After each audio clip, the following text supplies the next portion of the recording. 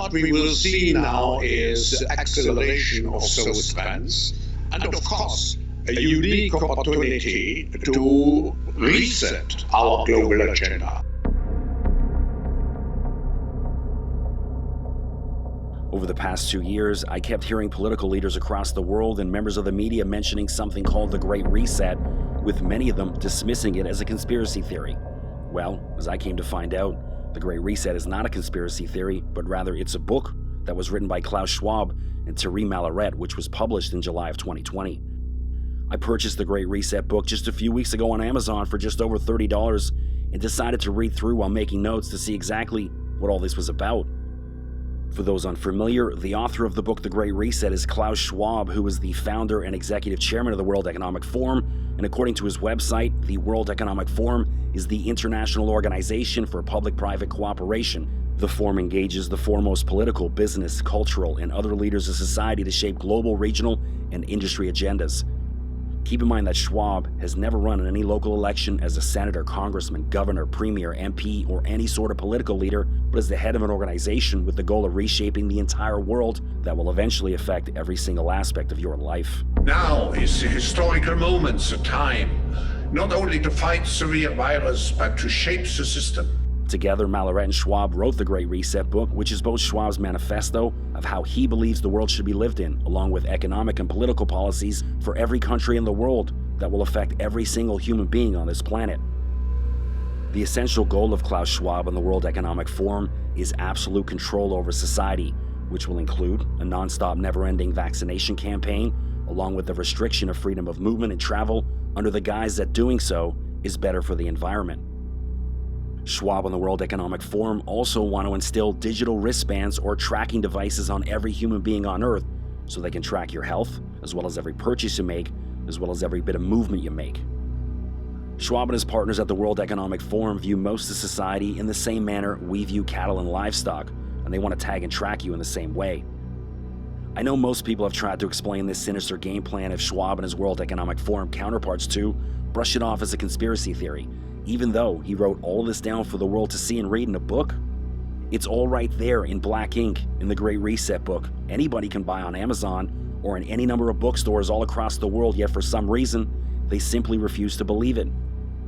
After reading the Great Reset book, the first thing that sets the alarm bells ringing is there is zero chance this book was written in May, June of 2020 and then published in July of 20 like they claim in the book. As someone who has written a book in the past and had well over 1,000 articles published in newspapers and websites across North America, it would be almost impossible to write a book of this nature so quickly and then have it published and printed within a month. The lengthy process it takes to write a book usually includes making notes for months on end before formulating how you want to lay out the book, then having multiple people read over several different drafts for spelling mistakes and redundancies, followed by multiple meetings with literary agents and publishers. That entire process takes several months, if not closer to a year, to complete. Then, once all that is complete, the book usually sits in a queue for a few weeks or often a few months behind other books that are ready to be published ahead of yours. What this says to me is that the process to write the Great Reset book had to have started at best sometime in late 2019. The fact that there's no possible way this book was written before March 2020, when the COVID-19 lockdown started, says at worst, this man had inside knowledge of the planning that a pandemic was coming, or he was involved in the planning itself of unleashing a pandemic. What that also does is throw out the window the theory of an accidental leak of a virus in a lab or that COVID came from some bat in China. This virus was in fact man-made and purposely unleashed on the public. On page 12 of the Great Reset book, Schwab writes that the world as we know it will no longer exist after COVID-19. First of all, who made him God or supreme leader of the world? He wasn't elected by any of us, so why are prime ministers and presidents listening to him at all? He's a professor. What this says to me is that Klaus Schwab is a CIA agent or asset because the only reason they wouldn't have terminated his command with extreme prejudice by now is because he is working with or for them. So what you must understand is that most of this happening in the world over the past 3 years is American-driven. That's hard for many to accept based on the theories of the Wuhan lab leak or the Chinese bat theory, but this was all American-driven. Because if it wasn't, the American military and the CIA would have already put an end to Klaus Schwab and the World Economic Forum, and the fact that they haven't yet tells you all you need to know. On page 30, Schwab writes, velocity also led many observers to establish a false equivalence by comparing seasonal flu with COVID-19. This comparison, made again and again in the early months of the pandemic, was misleading and conceptually erroneous. Well, after more than 2 years of data, it turns out COVID-19 was essentially the flu. And so you see a pattern of an attempt at deception being laid out by Schwab and those involved in the planning of this pandemic to not compare COVID to the flu, even though it was just the flu, or a similar version of it. On page 33, Schwab writes, the containment of the coronavirus pandemic will necessitate a global surveillance network capable of identifying new outbreaks as soon as they arise. Here's where they start laying their cards on the table of what they're really up to, where they want to set up a complete digital surveillance of society exactly like is happening in China. Here in this Shanghai surveillance center, no resident goes unwatched. Hundreds of millions of cameras are installed all over China. We have algorithms that automatically recognize certain behaviors. If someone isn't wearing a mask, for example, we immediately detect this wrongdoing. No one can escape the camera's gaze, even when taking out the trash. Technological advancements in China affect Germany too. Chinese corporations have long been amassing troves of user data.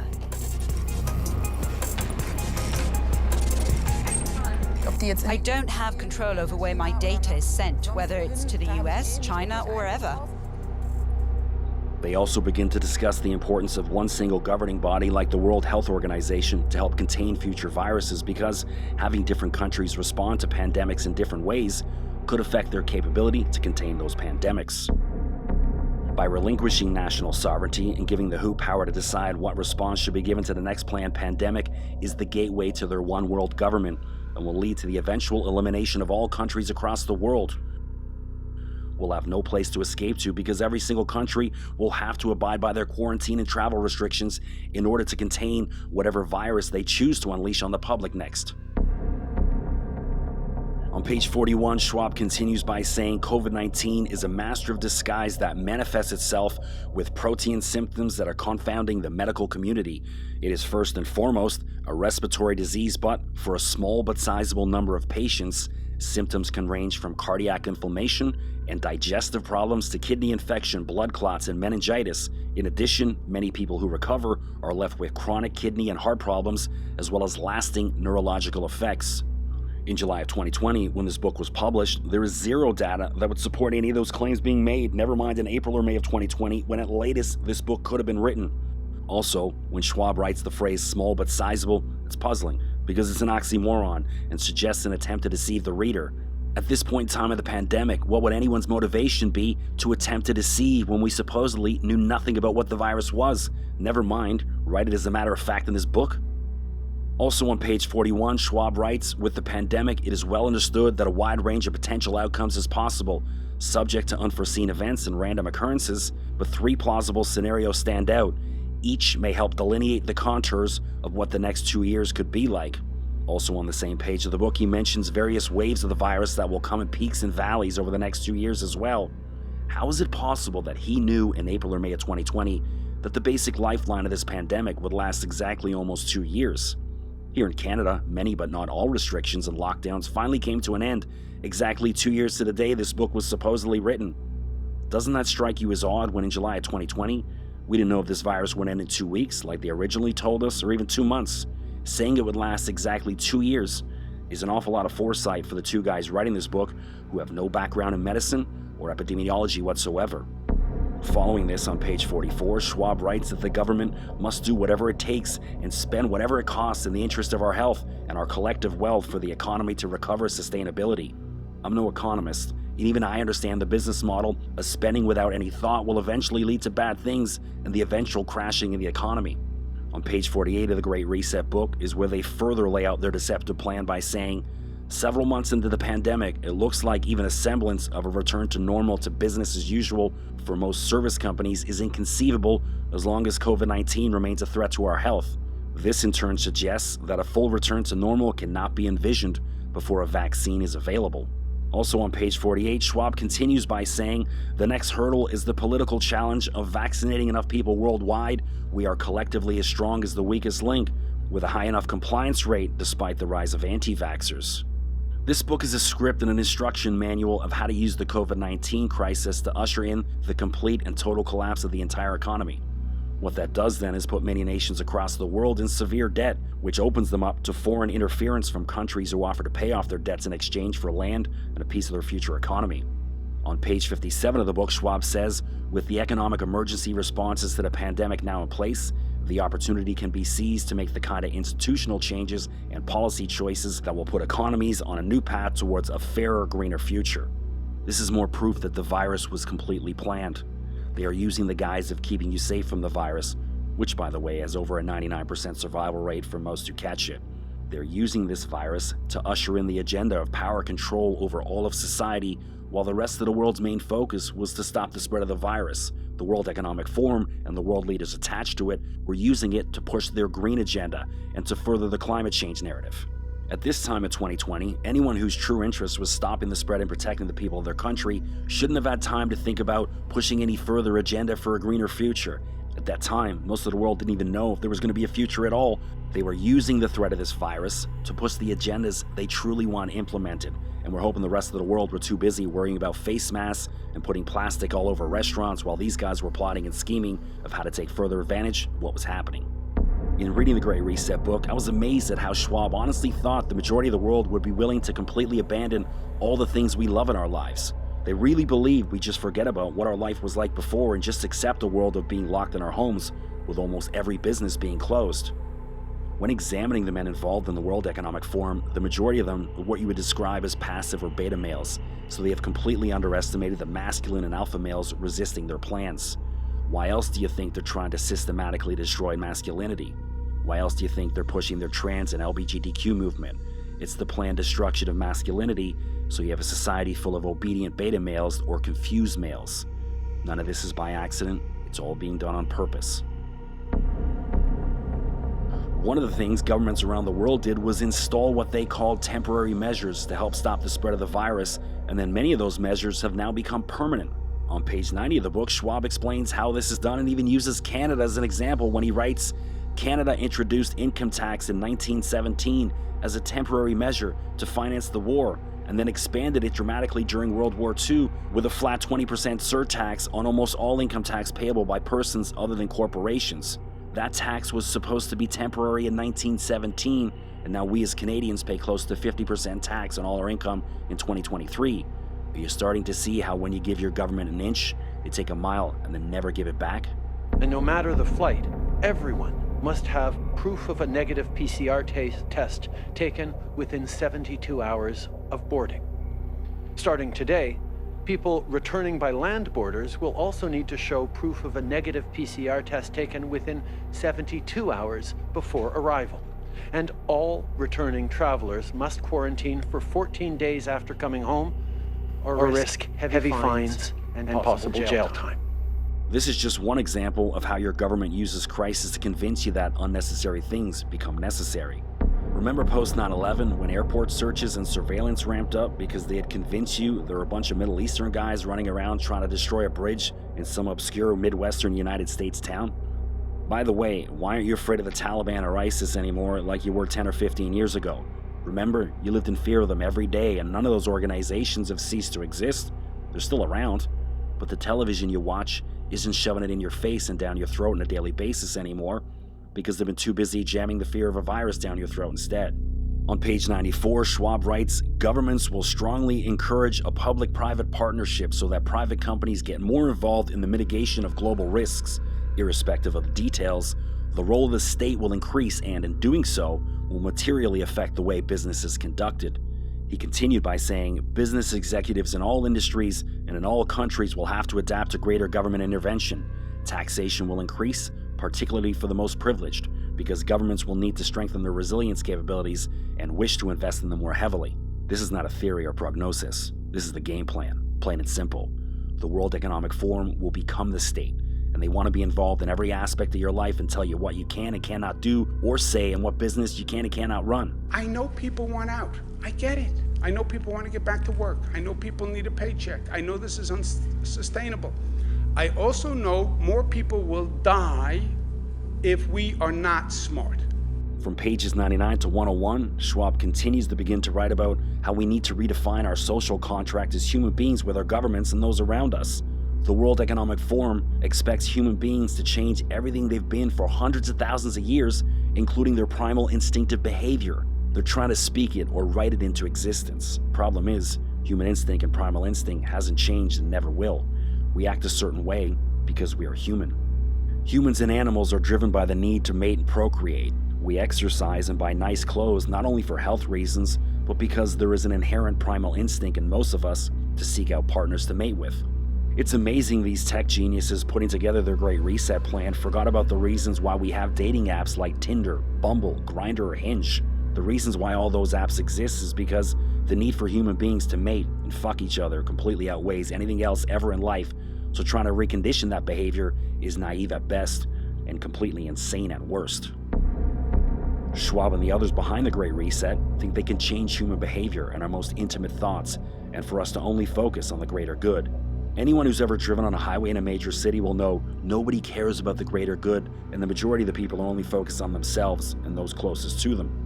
You can't alter that primal instinctive behavior because some guy in Ottawa or Washington, D.C. in your TV screen says so. On page 114 is the start of a chapter called Global Governance. Here's where they start the push for the one world government, with Schwab explaining how using things like the United Nations is an easy way to have global governance while member states maintain their nationalism, even though they really don't.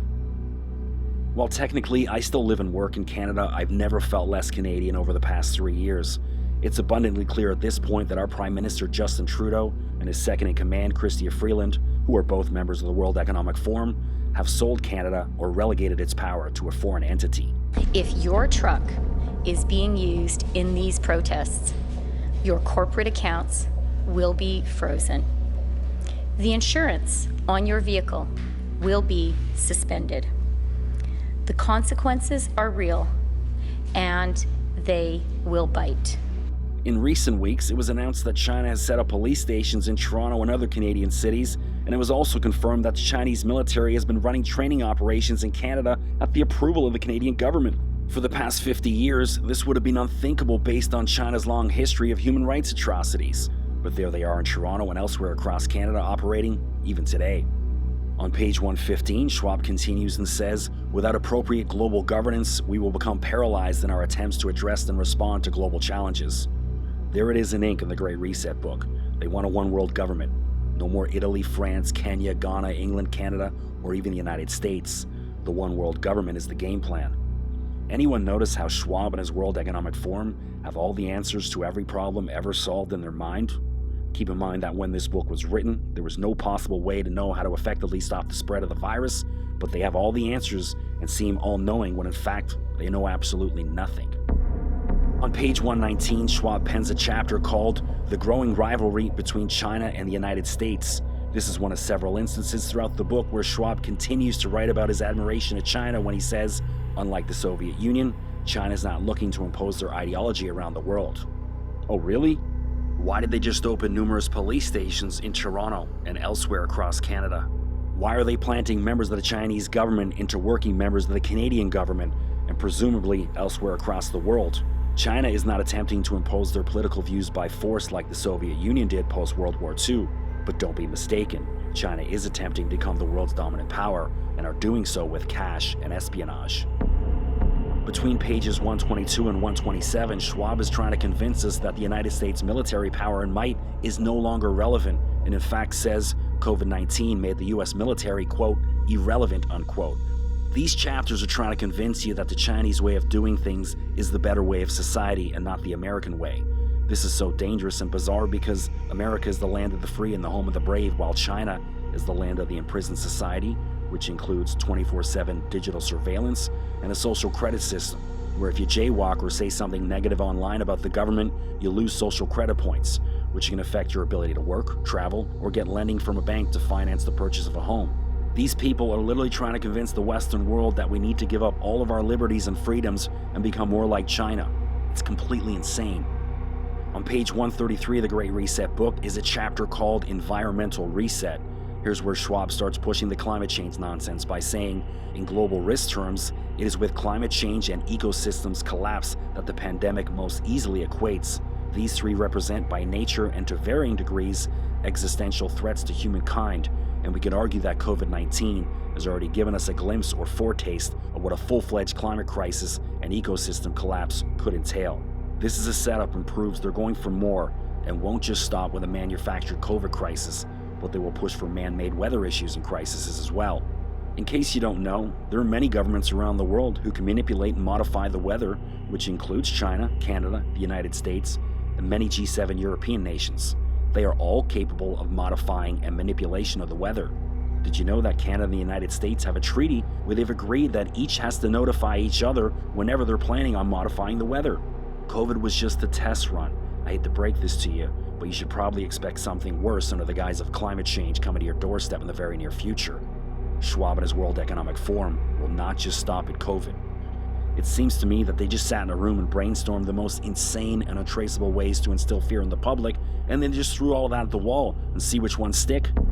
They tried to use this animal-to-human virus fear tactic when they rolled out monkeypox, but all of us were too wise for their next move, and the public didn't care or get scared in any way whatsoever, and so that scam disappeared quickly, and we all moved on.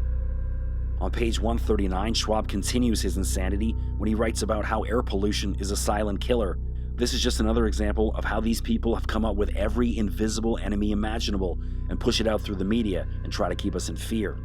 On page 143, Schwab explains that the climate change plan can only be advanced if pushed by activists. What this says to me is that you will see an influx of activists pushing the climate change narrative, and many will likely be assets of the CIA and other intelligence agencies, or funded directly by the World Economic Forum or one of its subsidiaries. On page 143, Schwab continues by saying, the moment must be seized to take advantage of this unique window of opportunity to redesign a more sustainable economy for the greater good of our society. Who the hell does this guy think he is? He's a university professor. That's it.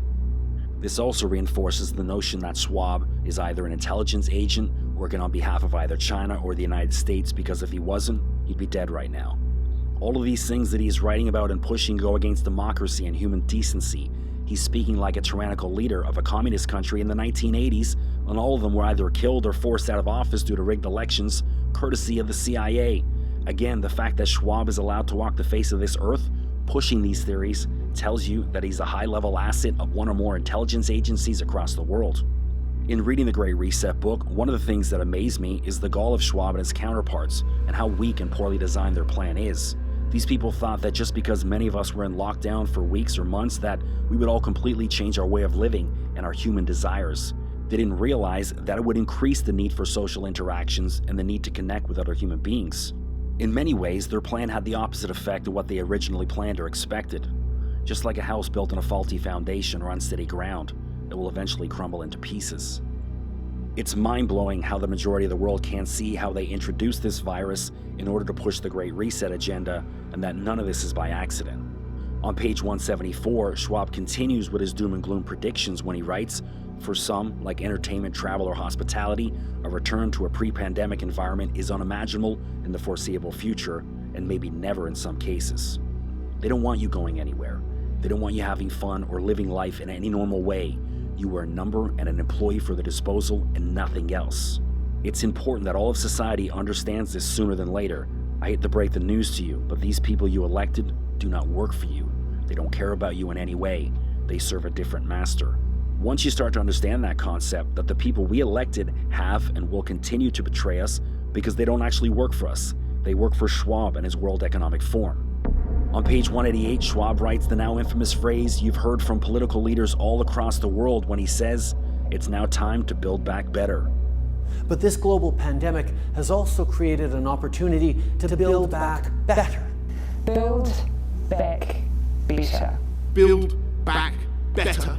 Build back better. Don't you ask yourself, how is it possible that many political leaders around the world are using this very statement when it comes to describing their own country? It's clearly not a coincidence. So why don't you ask them where they got the phrase of build back better from?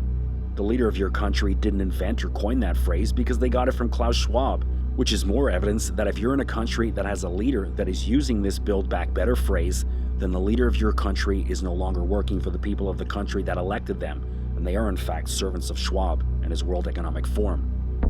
The men who wrote this Great Reset book are truly trying to convince the world that up is down and black is white and that 1 + 2 = 5, and they believe that just because they repeat it over and over in front of a camera, that it becomes truth. They want a society like in the Hunger Games, with an upper echelon of elites, with the rest of us stuck in our districts, unable to travel or even see online what else is happening in the world. Why else do you think they're pushing online censorship bills in Canada and elsewhere in the world? If we allow the Great Reset to continue to move ahead, have you asked yourself, is this a life I'd want for my children and grandchildren? On page 207, Schwab writes, in banking, it's about being prepared for the digital transformation. In insurance, it's about being prepared for the litigations that are coming. The push for digital currency is another means for utter and absolute control over the individual. Not up to date in your latest vaccination? They'll digitally shut off your bank account. We've already seen Canada do this to those that protested against the government. It won't be long that your bank account can be shut off because you drove too many miles in your car this week, taking your kids to hockey and soccer practice, because you overstepped your carbon footprint, or perhaps took too many drives north to the cottage in the summer, using up too many emission points, and they'll just shut you up because in the future, that's Schwab and his disciples' idea of misbehaving. It won't just apply to those who protest the government. Eventually, this plan will affect you. We're developing, through technology, an ability for consumers to measure their own carbon footprint. What does that mean? That's where are they traveling? How are they traveling? What are they eating? What are they consuming on the platform? So, individual carbon footprint tracker. On page 216, Schwab understands how difficult this transformation may be when he writes, but there is a darker side to this. It also triggers a rise in patriotic national sentiments, with troubling religious and ethnic considerations also coming into the picture. This is one of the reasons Canada and other countries are planning to allow a record number of immigrants into their countries over the next few years, because those new immigrants will have little allegiance or patriotic feelings towards their new countries, and they may perhaps welcome a one-world government. To these people, being patriotic and religious is dark and scary. They clearly hate people. Nothing in their plan is pro-people or freedom. Every single aspect is about how big tech and big pharma will flourish and prosper, but never once mentions how it will be possible for the individual to prosper financially or even emotionally and spiritually. It's all about the individual giving up their rights and freedoms with no benefits listed at all, other than their perceived version of safety. In the closing pages of the Great Reset book, on pages 224 and 225, Schwab writes about how the pandemic will cause a rise in mental health issues and will continue to do so long after it's over. This says to me they knew full well their policies would harm the mental well-being of most of society and possibly push many to the breaking point. But they didn't care and pushed full steam ahead with their plans with zero regard to you and your family's well-being. It's amazing how many people in society simply refuse to believe there are people like the World Economic Forum capable of such evil. They can't put together the pieces in their mind of why they're trying to censor the internet, take away guns from legal gun owners, destroy the farming industry to try to control the food supply and land, take away your cars so they can limit your mobility, penetrate political cabinets all across the globe with their own disciples so they can implement these things and dozens of other terribly sinister actions. You have been warned by historians and philosophers for centuries in advance about this coming moment, and all this happening right before your eyes, yet many of you are cheering this on with glee. However, there is some good news for those of us who oppose the Great Reset. We can beat it. Their plan has many faults. Even the book The Great Reset is littered with grammar and spacing errors, which is just a small window into the lack of the detail they take when trying to implement their ideas and actions. Every theory or fact Schwab mentions in his book only accounts for the times we are connected to our computers or smartphones. It relates solely to our online behaviors and time frame. Their Great Reset doesn't account for things like moms who enjoy sitting at their sons' and daughters' sports team practices at the gyms, rinks, or outdoor fields. It doesn't account for the primal human instinct that humans want to connect in person and enjoy life together. There is a reason we show up to concerts, music festivals, or community gatherings, even though we don't even know why we want to attend these type of things. It's because we have a primal, innate instinct to want to be around others and connect with other human beings, not just through a computer screen, but in person. In the book and film The Red Dragon, Hannibal Lecter asks FBI agent Will Graham how he managed to catch him and end his murderous rampage, and Graham calmly explains, "You had disadvantages. You're insane." The exact same premise applies to Klaus Schwab and those connected to the World Economic Forum. Their plan is very weak and based on lies. We can easily beat it and overthrow the Great Reset, but the first step is having politicians, celebrities, and religious leaders of major significance acknowledge it does in fact exist and to be vocal in their opposition to this insanity. We see your Great Reset, and we're doubling down you won't achieve it because you've completely underestimated the human spirit and will. The only real prison is fear, and the only real freedom is freedom from fear.